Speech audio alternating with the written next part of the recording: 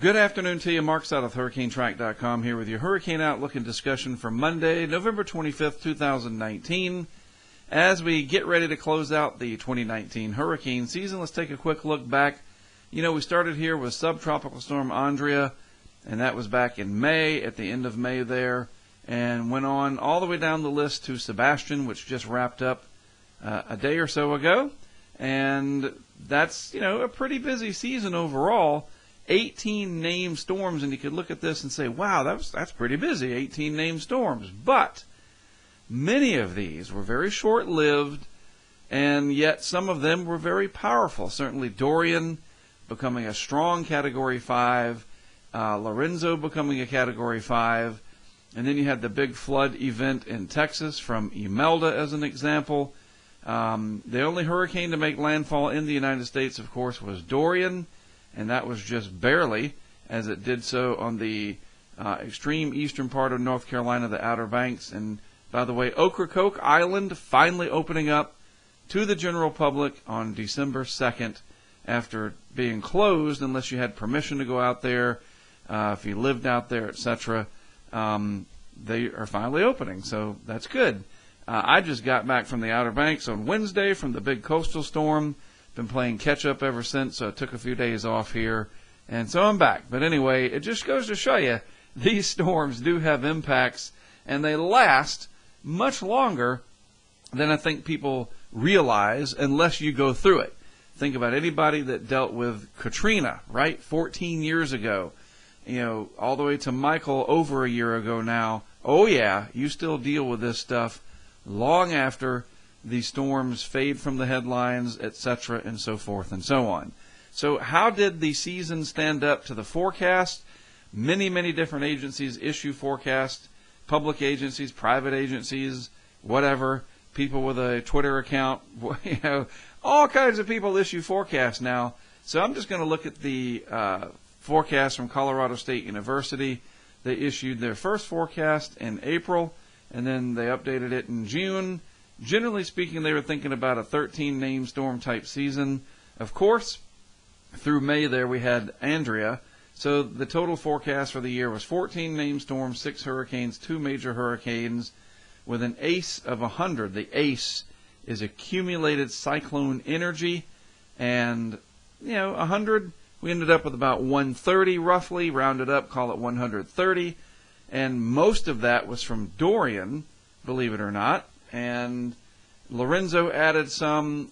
Sebastian was, I think, the 5th leading ace producer. And these are kind of like people on a basketball team scoring points. You think about, you know, the LA Lakers, and you got different players, and whoever the star is, maybe they got 36 points that night. Other players got 14. One guy got 8. Whatever. That's how this all adds up. So think of Dorian as the big scorer for the year, and other hurricanes and storms contributed, and we ended up with about 130. And that number there, the ACE, really gives you an idea of the quality of the season. If we go back and look at this, tells you the quantity of named storms that we had here, and we had 18 named storms, but again, it's not like 04 or 05 or 2010, where we had an incredibly high ACE count because we had a lot of hurricanes and a lot of intense hurricanes. If it wasn't for Dorian, this year ACE-wise would be rather paltry. But we did have Dorian, and Dorian is definitely the poster child of it only takes one. And for the Bahamas, that will be remembered as the benchmark storm for generations to come. So why did the season become fairly busy overall? Well, the ENSO, the El Nino Southern Oscillation, was forecast back in March to be rather active, a warm ENSO event. But instead, and this is what the March forecast looked like, generally speaking, it was supposed to be a warm event. What happened instead was a cooler event, almost to La Nina. Not quite, but it tried.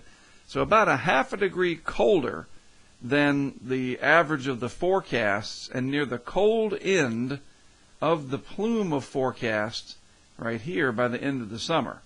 So it just goes to show you that even in March, the ENSO, El Nino Southern Oscillation phenomenon, can be tremendously difficult to predict.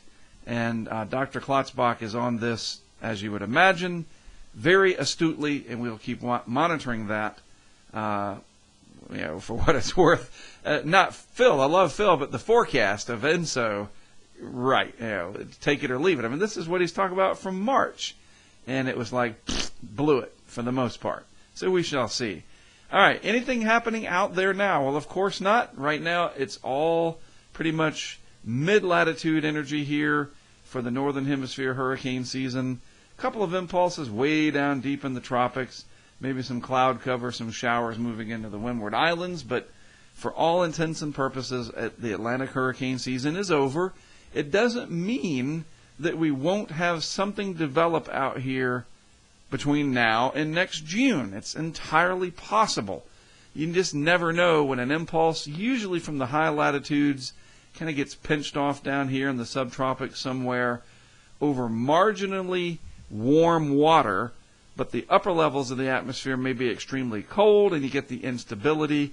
And yes, you can have these high latitude hurricanes. I mean, they're not the exact same type of structure that we would think of with a Dorian or an Irma, but they can happen, and that can happen out here in the subtropics more often. It's just very, very rare to have anything develop in the deep tropics in the off-season. In fact, I can't even remember the last time that happened of any significance, but it can, so we'll keep our eyes peeled in case something breaks precedence and tries to develop between December and June.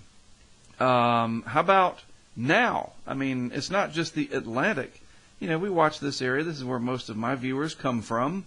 This is where most of the interest is. But the rest of the world, that's a lot of ocean out there. All that blue, that dark blue we see here on the CIMSS site, Cooperative Institute for Meteorological Satellite Studies, way up there, University of Wisconsin, that's ocean. And we have in the southern hemisphere Tropical Storm Rita, and they have a different naming set than we do in the Atlantic, so they're on the R storm down there, Rita, and it's rotating clockwise in the southern hemisphere, and this will go on around and move through some of the islands out there, well to the north, as you can see, and east of Australia, far off to the east of New Zealand, so no worries there, or whatever. I mean, New Zealand's farther south, but you get the idea. Getting my geography mixed up already. See, the southern hemisphere messed me up. I do think we're going to have some development through this corridor, though, headed towards the Philippines, and we'll take a look at that in the modeling in just a moment.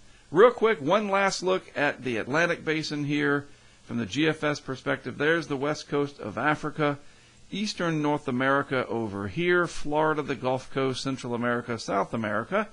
And we will look at the 850 millibar level of the atmosphere, about 5,000 feet up. And notice all the energy. In fact, let's use sky blue to highlight it better. All the energy up here, these blobs of energy, it's all in the high latitudes now. You don't see any of that down here in the tropics. That's a sign that we are switching gears more towards winter. And if we just go through the next 2 weeks, what the heck, right? Next 2 weeks, scroll this out. All the energy is up in the mid-latitudes. Yeah, one little area out there near the Azores that might try to fire up. See that? That little guy right there. That's what I'm talking about. That's about 300 hours out. Plus, sometimes those little systems will spin off from these mid-latitude and high-latitude storm systems, but whatever. We'll take those on a case-by-case basis. Bottom line, over the next 14 days or so, you don't see anything crossing down in the tropics of any bundled energy, and that's what we're looking for. So for the most part, we can say goodbye to this animation. We will switch it and use the North American version going forward as we get to the heart of the winter storm season. However, in the western Pacific, I think things are going to get active. This is the Philippines, or these are the Philippines. It depends on how you look at it. The Philippines are made up of a lot of islands. This would be Taiwan And here is the east coast of China, just to get your bearings. And that is a large disturbance, not in the force, but in the trades down there. A large gyre of energy, a pocket of energy, whatever you want to call it. And that's way down there in the deep tropics, trying to develop. So if we move the time frame forward, you see that's the bundling of energy that I talk about. This is the GFS again. And, you can see a few things like we look for in the Atlantic. Here's your big ridge out in the Pacific, weakness in the ridge here, trophiness down the middle. This might try to yank whatever this is north. Change that to red there. And out, or the ridge could build back in, as you see, and then this eventually, what would probably be a typhoon, stays south of a new ridge that develops east of Japan, and lo and behold, this heads towards the Philippines in about 8 or 9 days, maybe. It tries to pull up and turn away. We'll see. Lots of people will be watching this, I'm sure, James Reynolds, etc.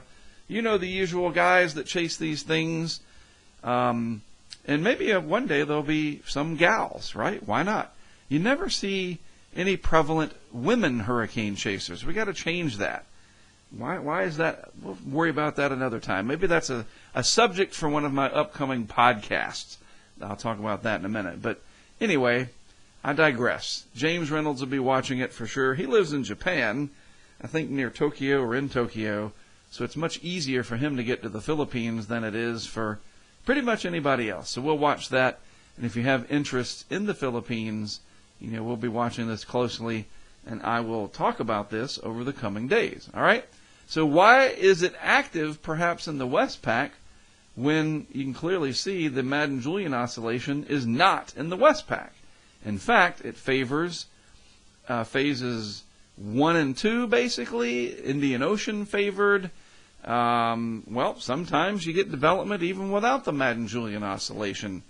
And for those of you that are like new and wondering, what is the Madden Julian oscillation? It's like a larger scale upward motion in the atmosphere where the air is rising more prevalently than elsewhere in the globe in these different areas of this diagram.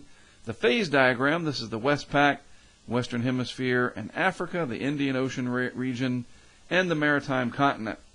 And right now the Euro suggesting that Madden Julian oscillation activity is most prevalent. Actually, right this moment, it's in the Noll phase. But the forecast is for it to amplify into phase 2, 1 and 2.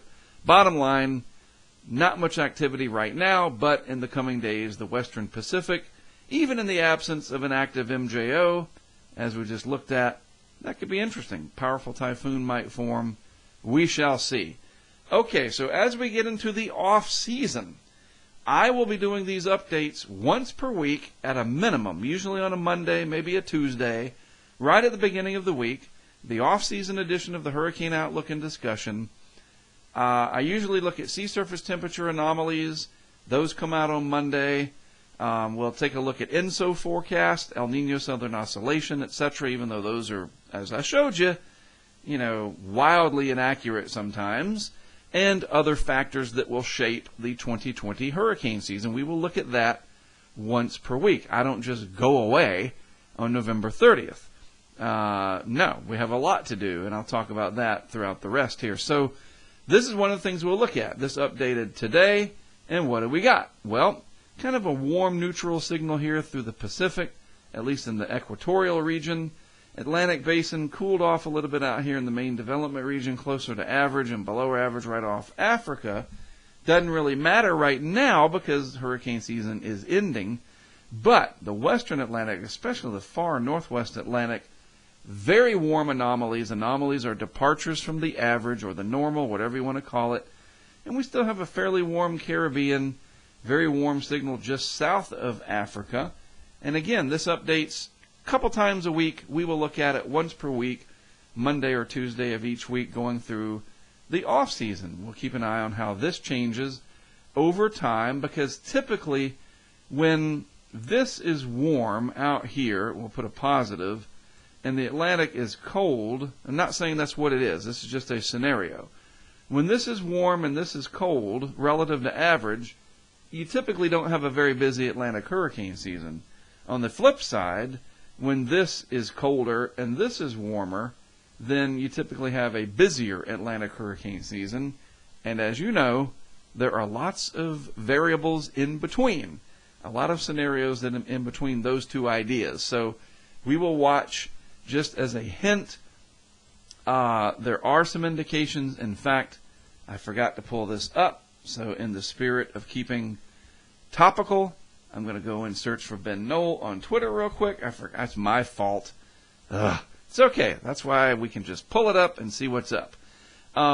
Ben talking about this record-setting Indian Ocean dipole. That's a whole other story. But this last part right here, the climate system has behaved in an El Nino-like fashion. And that's been the last several months. And then this part right here is what we're going to watch. Though this may gradually change in early 2020.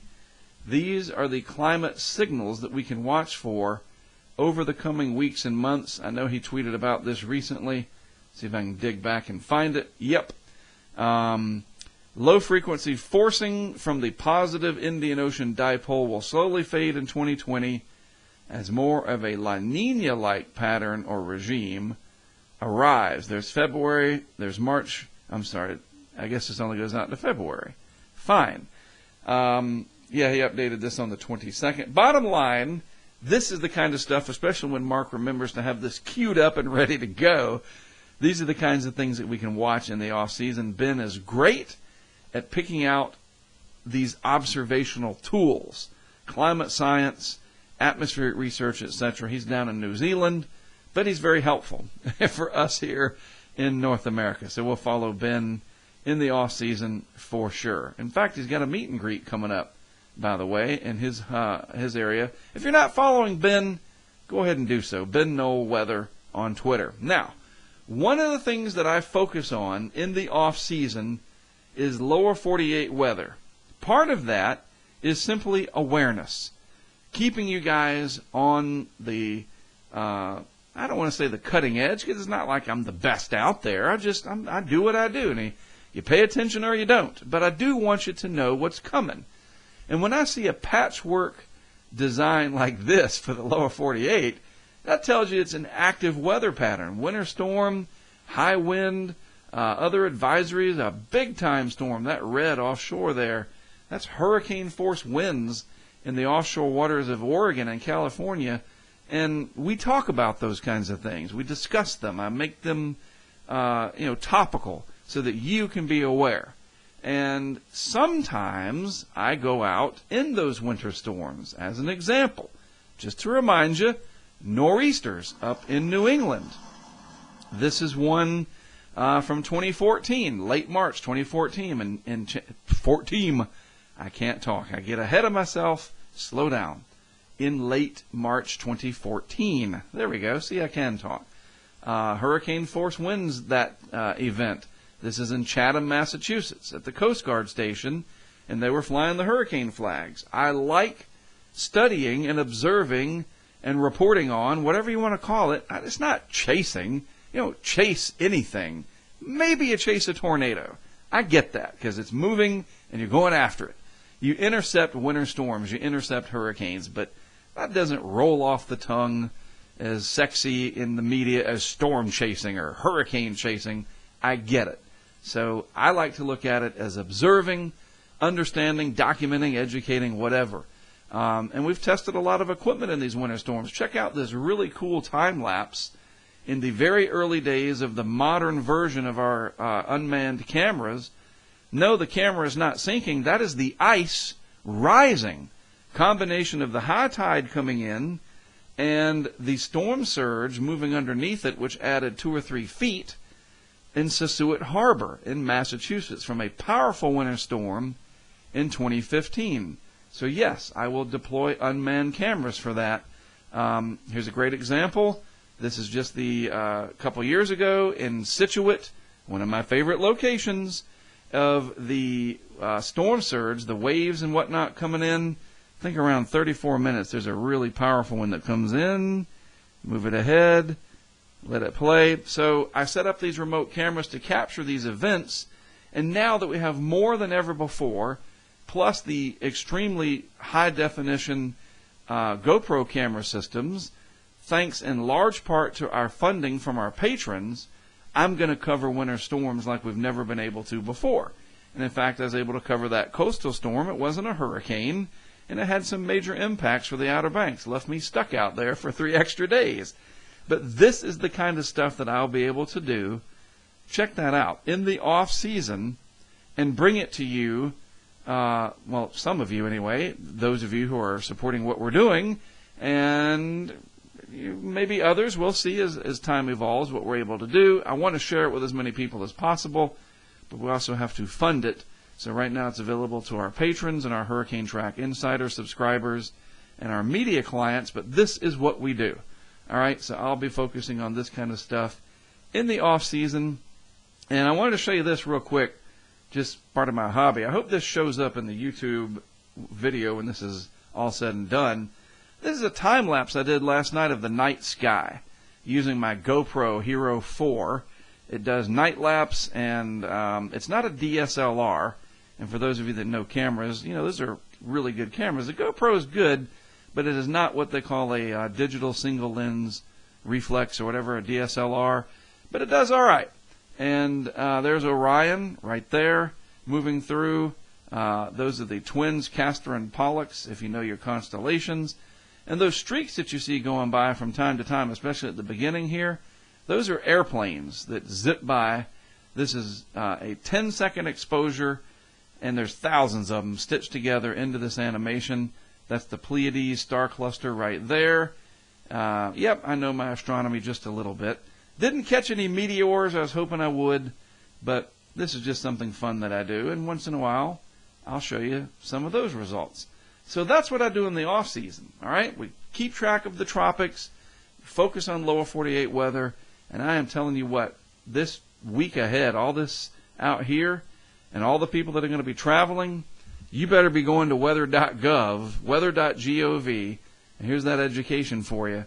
Weather.gov, put in your zip code of where you are, the zip code of where you want to go, and read it. You can also just click on the map.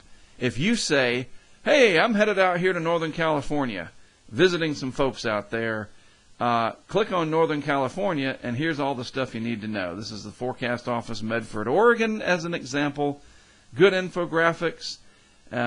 All these warnings in here. Holy cow. Wow. I tell you what, it is going to be nasty travel. San Francisco down to L.A., Las Vegas, Phoenix. Yuck. I'm glad I'm not traveling. I mean, I was talking about this on our chat today with some of our subscribers and our supporters. Even if I was sitting on $100 million in cash, wouldn't that be great? I don't think I would go out west for this. Maybe I could take my own jet if I had that kind of cash. Seriously, a bad, bad travel week ahead. Yuck. So, if you're traveling, you need to be watching for this, because here's what's going to happen. Here's the lower 48, GFS. Eastern U.S. right here, Florida, West Coast, California, etc. Put this into motion. Watch what happens. Big storm crashes into the nation's midsection. This other storm system coming through the plains up to the Great Lakes states. This one's out west. And this is only Wednesday. This is midweek. Everybody's going to be traveling. Who is traveling? You're traveling then. Oh, man, just nasty, nasty, nasty. And then maybe, hey, just what I was talking about. 970 millibars right off of Scituate and Chatham, Massachusetts. Zoom into that. That's a week out.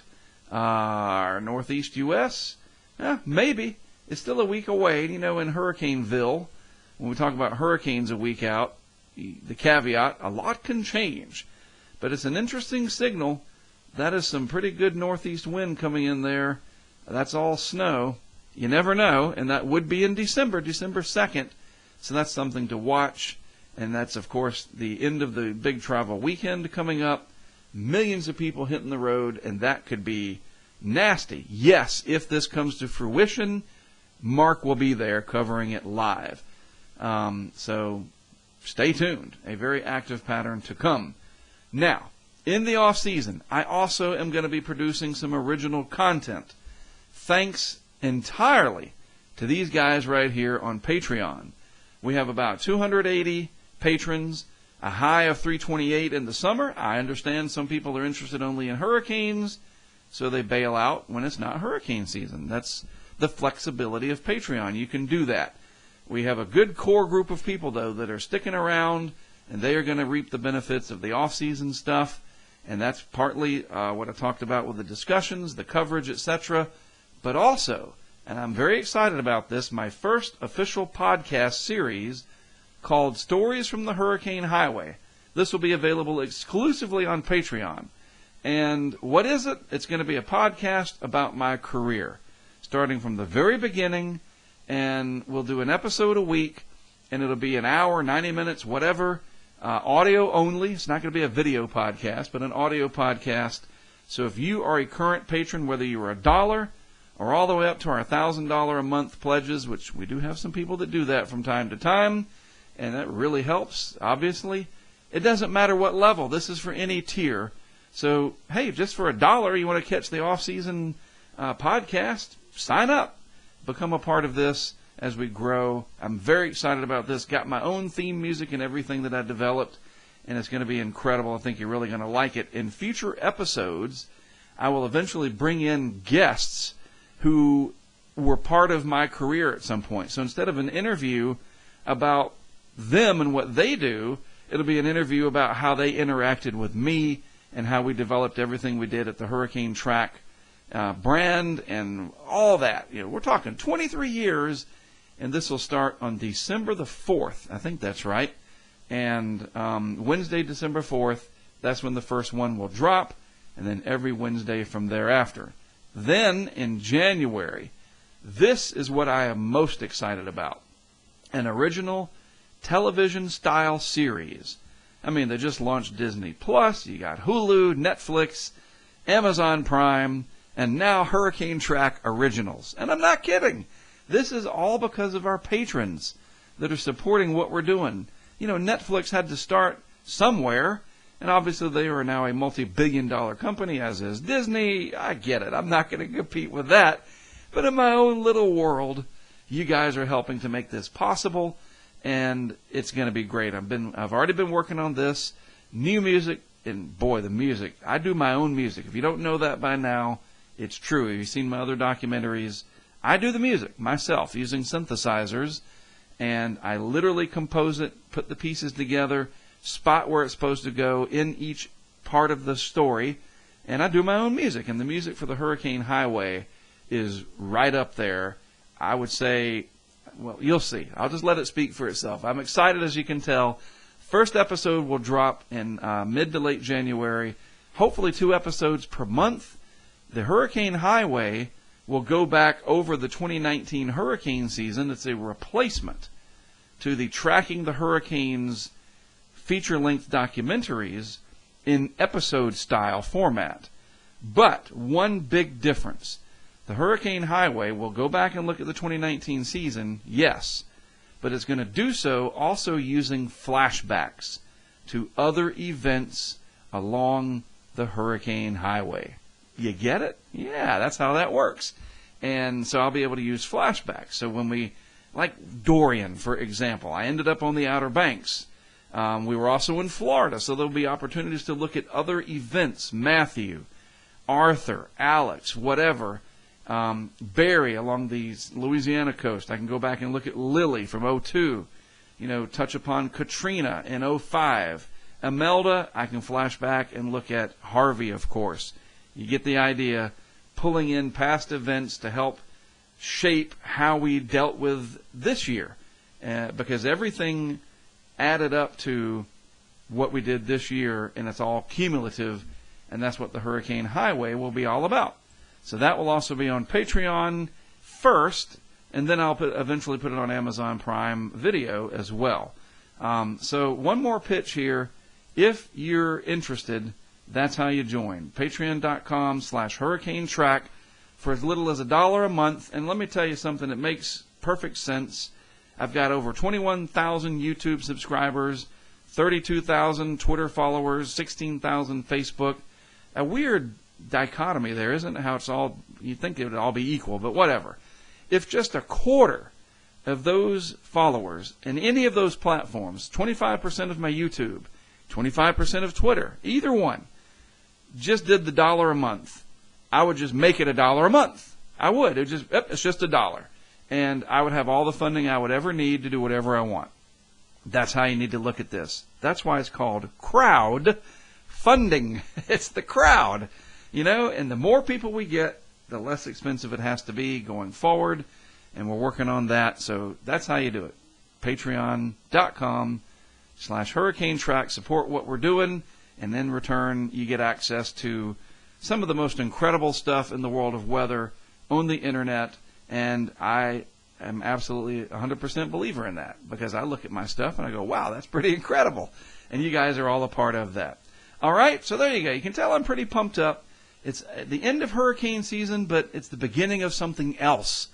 And I already talked about all that, so I won't go over it again, but I am certainly very jazzed about it. I'm glad to have you guys along with me. Having you on the other side of the screen is what's so important. I hope you learned something, and I hope you get as jazzed up about the weather as I do, because at the end of the day, you got to remember, the weather is bigger than any of us will ever be. No matter how big our egos are, how big our bank accounts are, from the biggest time celebrity, the richest man in the world, all the way down to somebody that has nothing, the weather affects us all equally when it wants to. And we deal with it in different ways. Certainly, our financial, our educational status, etc., all of that has a bearing eventually, but at the end of that day, it is bigger than us every day. And always remember that. And that's why we do what we do. That's why we follow it. I think that's at least part of it. Been trying to figure that out for the better part of my life. What is it about the weather that so captivates us? And at least with this, you can be a part of it. And I appreciate that you have been for all this time. All right? All right. A long one today, but we covered a lot. I appreciate you sticking with me. A lot to do even after hurricane season is over. I will be back tomorrow, too, by the way. I'm not just, poof, gone. So I'll wrap it up. I am Mark Setheth for HurricaneTrack.com. And yes, I'll be back with an update tomorrow. We still have a lot to talk about, especially with lower 48 weather. Once we get into December, these will be about once per week. But we're not in December yet. So have a great rest of your Monday. Thanks for watching. I'll be back tomorrow.